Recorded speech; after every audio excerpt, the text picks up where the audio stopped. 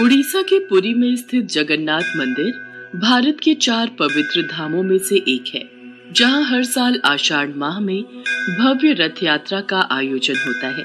हिंदू धर्म में जगन्नाथ रथ यात्रा का बहुत अधिक महत्व है।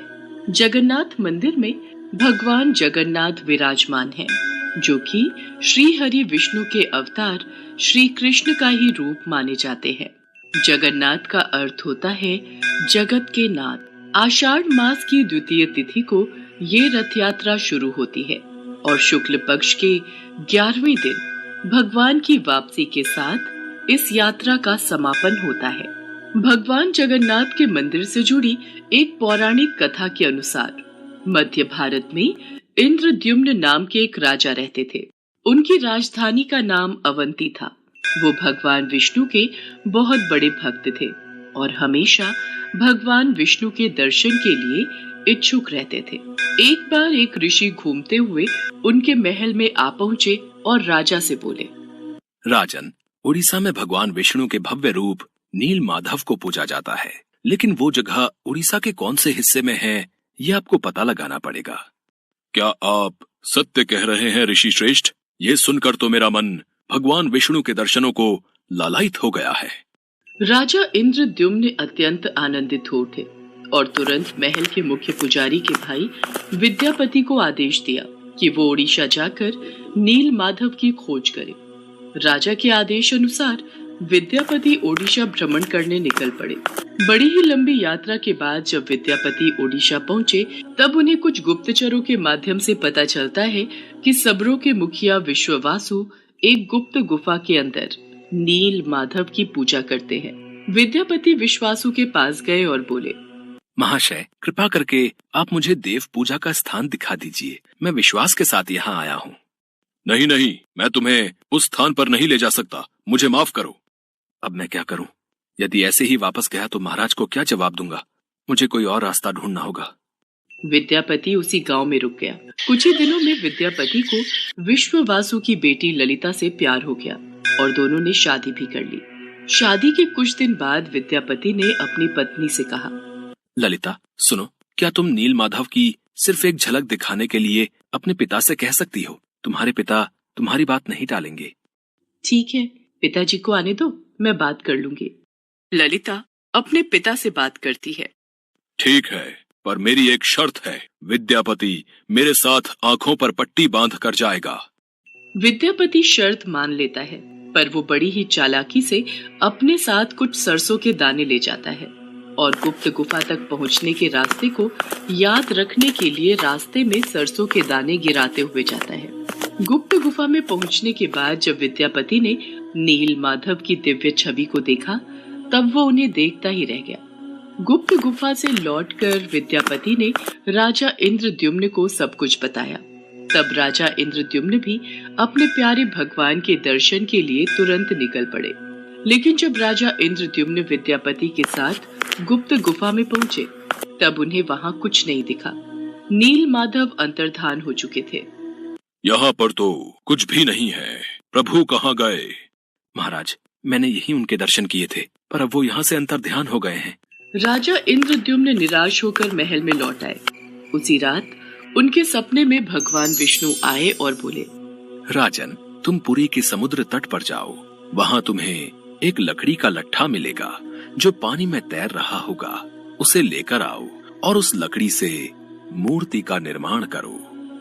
राजा इंद्रद्युम्न ने इस संदेश का पालन किया और वो पुरी के समुद्र तट पर पहुंच गए और वहां उन्हें सचमुच एक लकड़ी का लट्ठा पानी में तैरता हुआ दिखाई दिया। लेकिन राजा इंद्रद्युम्न के सेवकों के लाख कोशिशों के बावजूद भी कोई उस लकड़ी के लट्ठे को उठा नहीं पा रहा था।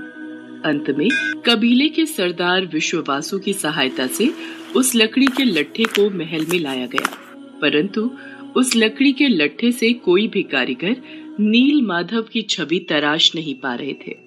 महाराज, हमारे लिए ये कार्य करना असंभव है। हम इस लकड़ी के लट्ठे से कोई भी मूर्ति नहीं तराश पा रहे हैं। हमें क्षमा कीजिए।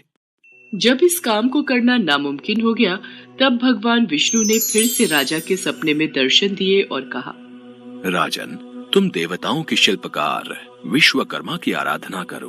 वो इस कार्य को अवश्य पूरा करेंगे। भगवान विष्णु के कहने पर राजा इंद्रद्युम्न ने देवताओं के शिल्पकार श्री विश्वकर्मा से प्रार्थना की। तब वो सबके समक्ष एक बूढ़े बढ़ई के रूप में प्रकट हुए और राजा इंद्रद्युम्न से बोले, राजन, मैं आपको विश्वास दिलाता हूँ कि मैं कुछ ही दिनों में तराश कर मूर्तियां तैयार कर दूंगा, लेकिन मेरी कुछ शर्तें हैं। जी प्रभु, बोलिए, मुझे आपकी सारी शर्तें मंजूर हैं। मैं भगवान श्री विष्णु की मूर्ति को 21 दिनों में बनाकर तैयार कर दूंगा, पर मैं ये कार्य अकेले में एक बंद कक्ष में रहकर करूंगा। अगर किसी ने भी मेरा कार्य पूरा होने से पहले कक्ष के द्वार को खोला तो मैं कार्य को अधूरा छोड़कर चला जाऊंगा। मुझे आपकी सारी शर्तें मंजूर हैं। कृपा करके आप कार्य को आरंभ कीजिए। और फिर भगवान विश्वकर्मा ने कक्ष के द्वार बंद कर लिए और अपने कार्य में लग गए। लोगों को उस कमरे से सिर्फ आरी, छेनी और हथौड़ी इत्यादि की आवाजें सुनाई देती थी। लेकिन 15 दिनों बाद जब रानी गुंडिचा को कमरे से कोई भी आवाज सुनाई नहीं दी, तब वो घबरा गई और राजा इंद्रद्युम्न से बोली, महाराज, जिस कक्ष में मूर्ति बनाने का कार्य चल रहा है वहां से कोई भी आवाज नहीं आ रही है। कहीं वह बूढ़ा कारीगर भूख प्यास के कारण मर तो नहीं गया? आप एक बार कक्ष को खोलकर देख तो लीजिए, कहीं हमारे सिर कोई पाप न लग जाए। पर महारानी, हमें उन्होंने यही शर्त रखी थी कि 21 दिन से पहले उस कक्ष का द्वार न खोला जाए। कहीं कोई अनहोनी हो गई तो? महाराज, ऐसे भी तो हम चिंता में हैं। कक्ष को खोले बिना कुछ पता नहीं चलेगा। रानी गुंडिचा ने राजा इंद्रद्युम्न से कक्ष का द्वार खोलने की जिद की।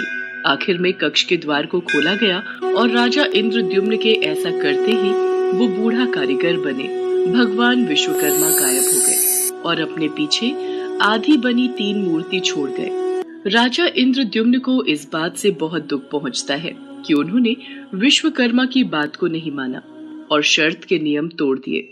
इसी कारण प्रभु जगन्नाथ के हाथ और पांव आधे बने हुए हैं। राजा इंद्रद्युम्न ने उसी रूप में उन मूर्तियों की स्थापना की जो आज जगन्नाथ मंदिर के नाम से प्रसिद्ध है, जहां श्री कृष्ण भगवान जगन्नाथ के रूप में बड़े भाई बलराम और छोटी बहन सुभद्रा के साथ विराजमान है।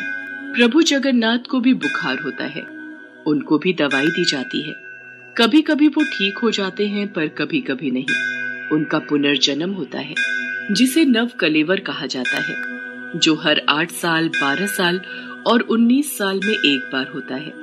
इन दिनों उड़ीसा सरकार पुरी में अंधकार का ऐलान करती है और कुछ खास पुजारी अपनी आंखों पर लाल कपड़ा और हाथों में लाल कपड़ा बांधकर पुरानी मूर्ति से कुछ रहस्यमयी चीज को निकालकर नई मूर्ति में लगा देते हैं, जिसे ब्रह्म पदार्थ कहा जाता है। ब्रह्म जो जीवन का प्रमाण देता है। जैसे प्रत्येक मनुष्य के शरीर में आत्मा होती है, उसी प्रकार प्रभु जगन्नाथ के शरीर में ब्रह्म या परमात्मा रहते हैं।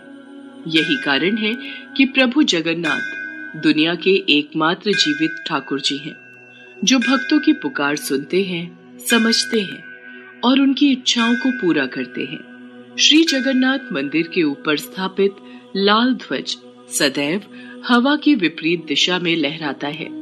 प्रतिदिन सायकाल मंदिर के ऊपर स्थापित ध्वज को मानव द्वारा उल्टा चढ़कर बदला जाता है। कहा जाता है कि जब श्री कृष्ण की मृत्यु हुई थी, तब एक बहेलिये ने ही उनका अंतिम संस्कार किया था, लेकिन उस वक्त श्री कृष्ण का दिल आग में जला नहीं था, जिस वजह से बहेलिये ने उस हृदय को लकड़ी के गुच्छे में बांधकर समुद्र में प्रवाहित कर दिया था, जो फिर बहते बहते पुरी के समुद्र तट पर पहुंचा और वहां से फिर राजा इंद्रद्युम्न ने उसे प्राप्त कर प्रभु जगन्नाथ की मूर्ति का निर्माण करवाया।